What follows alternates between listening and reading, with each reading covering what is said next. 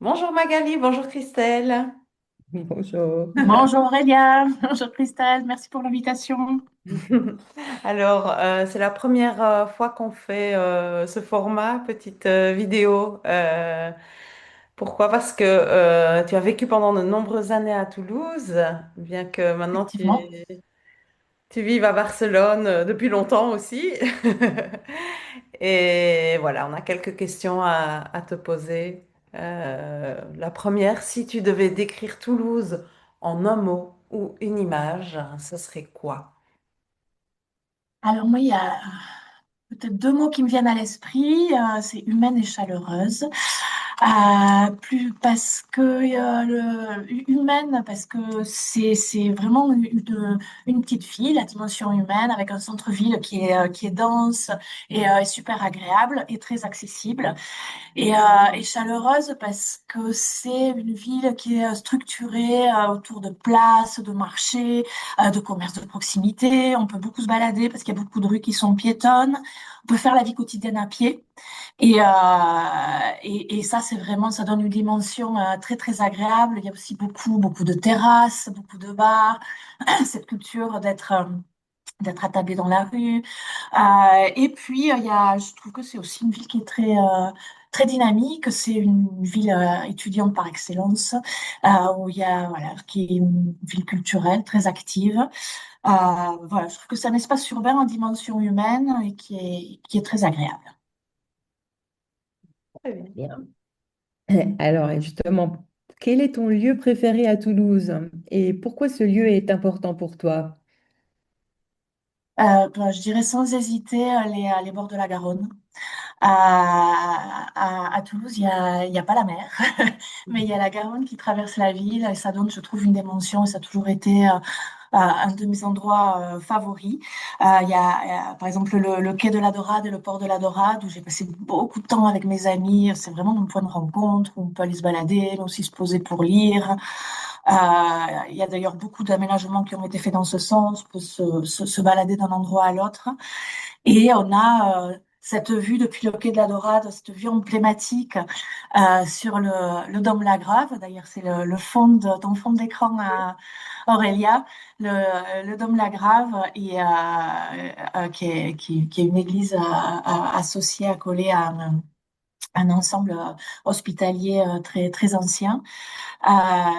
Et puis, c'est là aussi où le soir, avec le coucher de soleil, il y a ces briques de terre cuite avec le soleil qui se couche, le reflet de la Garonne qui donne cette dimension euh, et qui donne cette teinte rosée à la ville, et notamment pour ça qu'on l'appelle La ville la ville rose. Voilà. Et Bien. ça, c'est vraiment un endroit, ouais, vraiment un de mes endroits préférés. Super. Tu pourrais nous parler d'un artiste, un créateur ou une figure culturelle de Toulouse que tu aimes particulièrement? Alors, je pense, j'aurais pu dire Nougaro, parce que c'est vrai que j'aime Ouais. beaucoup, et sa musique a accompagné aussi, et de temps en temps, je m'y remets quand j'ai un petit peu de nostalgie. Mais je pensais à deux artistes, deux graffeuses, qui ont commencé leur carrière à Toulouse dans les années 90, à faire des graffitis dans le centre de Toulouse. Et ça m'a fascinée parce c'était des femmes, enfin voilà, des figures féminines et qui m'ont toujours semblé géniales, surtout que c'était déjà le cas, enfin c'est encore le cas maintenant, mais c'est déjà le cas à l'époque. C'est l'ambiance, l'environnement du street art, c'est pas très très féminin et avec mes collègues, mes copines, on trouvait ça génial. Les graphes de Fafi et de Miss Van. C'était un peu le jeu de piste dans Toulouse pour aller les trouver. On faisait des photos. Enfin, on était vraiment, on trouvait ça très, très, très, très classe. Et Fafi, toujours, enfin, une grande artiste.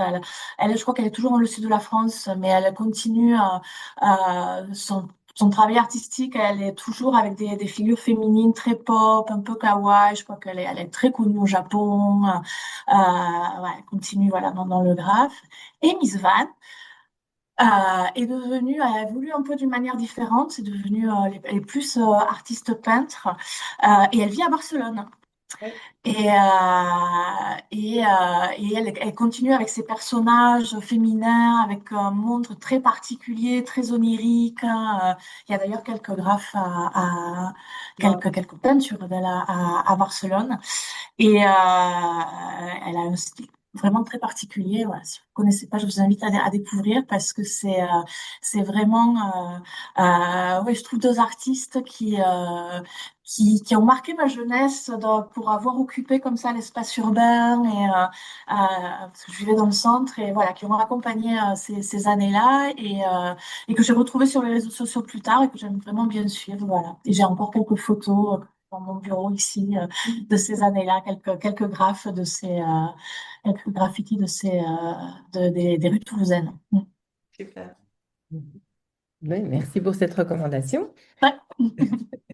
Alors, quand on t'écoute, on entend bien ton accent du Sud, qui n'est pas du tout le mien, puisque moi, je viens de l'Est. J'étais curieuse de savoir s'il y a une expression ou un mot qu'on entend souvent à Toulouse et que tu aimes bien.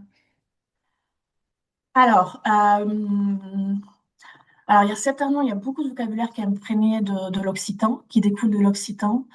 Là, j'ai pas en tête une expression, un mot spécifiquement toulousain, mais il y en a, c'est sûr, parce que c'est vraiment, voilà, il y a beaucoup d'influences occitanes, évidemment. Voilà, à part peut-être le débat sanglant qui divise la France sur le pain au chocolat et la chocolatine, ou franchement, voilà, chocolatine forever. Je comprends tout à fait qu'une boulangère puisse se mettre en colère à Toulouse si on lui demande un pain au chocolat, c'est tout à fait légitime.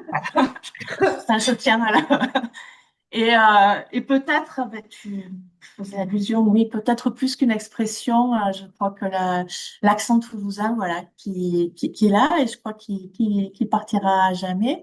L'accent qui chante, on va dire. Mhm, c'est très Et bien. d'ailleurs, c'est assez drôle parce que ma fille qui a 8 ans et qui parle français avec un accent espagnol et toulousain. Donc ça donne quelque chose, je trouve, d'assez original. Voilà, quand elle me dit je voudrais un peu de pain, voilà, des choses comme ça. C'est voilà, plus que le vocabulaire, peut-être en effet l'accent voilà, qui est resté là et qui apparemment va se transmettre. Ouais. Voilà. Alors, comme tu le dis, comme tu viens de le dire, ta fille, elle a l'accent espagnol euh, parce que vous habitez à Barcelone depuis très longtemps. Et donc, comment ça se passe ton rapport avec la langue française depuis que tu vis ici? Alors,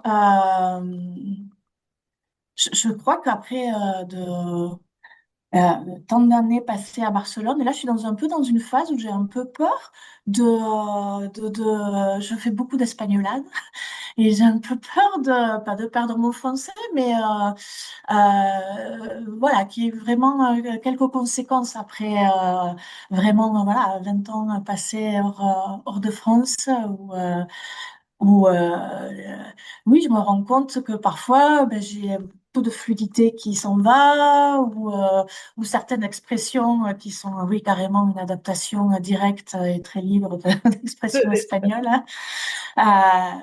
Et alors du coup, j'ai très envie, et là c'est vraiment ouais, une envie que j'ai formulée cette fin d'année, de reconnecter un peu avec la littérature française, avec vraiment l'essence. J'ai envie de me remettre à lire des classiques. Je suis ultra motivée. Bon, c'est peut-être parce que c'est le mois de janvier, mais là j'avais un bouquin de Camus sous la main et la chute, et j'ai commencé ouais, à m'y mettre et ça m'a donné envie ouais, de, de reconnecter avec des grands classiques, avec la littérature française